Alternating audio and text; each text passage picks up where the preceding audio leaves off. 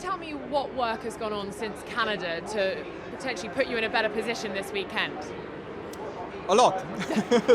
No, definitely. The last 2 weekends in Baku and Montreal definitely, let's say, didn't go to plan, especially Montreal. We had issues on the reliability side, operational side, but also the car was not performing well. So, yeah, a lot of hard work together with the drivers the last 2 weeks. And on paper, this track here in Silverstone should definitely suit our package more, and it was actually quite encouraging to see in front of all our Papaya fans and our employees as well that we had a good start into this weekend here, and now hopefully we can carry this momentum forward and get back into quali 3 today with both cars and score some good points tomorrow. Lando was saying it was difficult to find consistency out there in the long runs. Daniel finding it a little bit hard to hook up a lap on the soft. What do we read into that for this afternoon and then going into the race tomorrow? Yeah, I think also Daniel felt quite comfortable with the car yesterday when he did the run on the hards. As he said, on the soft tires he was struggling a bit more. But the team together, the two drivers, have put in a lot of hard work again overnight, so hopefully we can make a good step forward. At the same time everyone else is trying as well, and that hopefully puts us then in this position today to, yeah, depending on the conditions as well, to have a good car, two drivers that feel comfortable in pushing the car at the limit around this challenging track here. And that's the goal for today. And just in terms of the upgrades that are now not coming to the car over the course of this season, how are you managing the team? Are you siphoning off some people to work on 2023 already? What's the management structure like? You need to be careful to not always just read the headlines. Yeah. Because we have a clear plan in place of what we still want to do with the car until the end of the season, but at the same time there's some parameters we have to manage, like the cost cap or the limited wind tunnel time.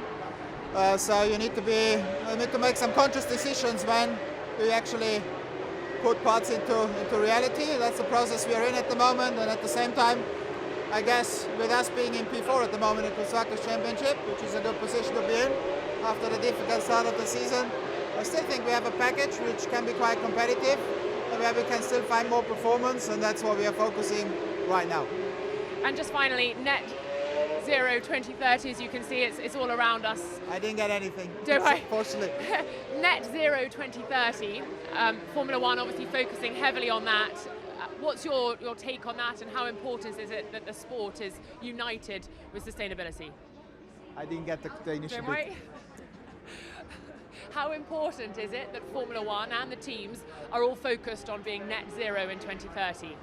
Well, it's obviously very important. Also for us at McLaren, it's one of the key strategic areas we are working on as a team, not just because it's the right thing in order to, let's say, do our bit using a platform of Formula One to improve, let's say, the world we are living in, but in the end it will also help us to become an even better team.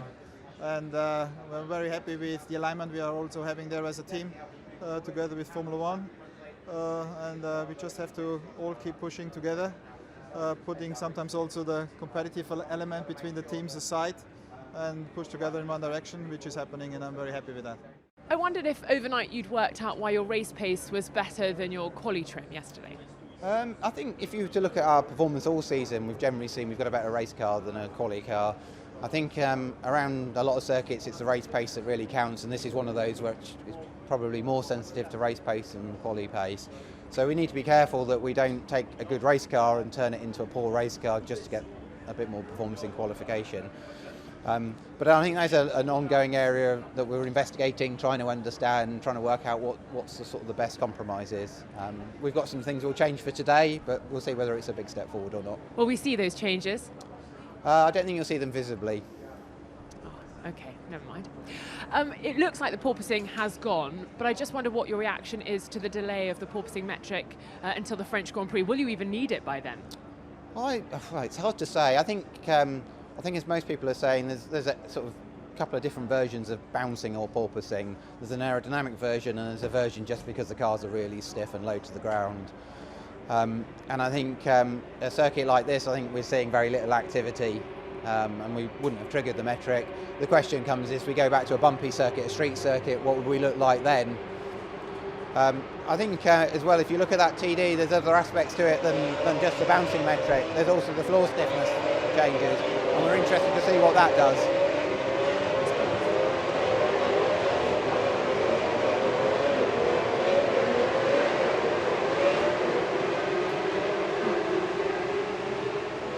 racing cars. I know.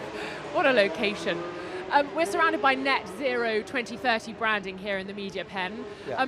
Could you give me a little flavour of your thoughts on what Formula One is doing to try and go net zero by 2030? I'm trying to get Bradley in to talk about that, because Bradley's been doing a huge amount of work on it, but he doesn't want to talk. Okay.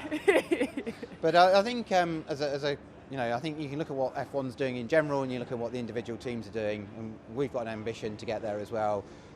We set ourselves various targets. Again, Bradley's far better to speak about this than I am, and we've met a chunk of those targets already. We've set ourselves new targets moving forward, and we're trying to do is to do the best we can as a team, try and lead the way in sustainability, and we'll see where we get to.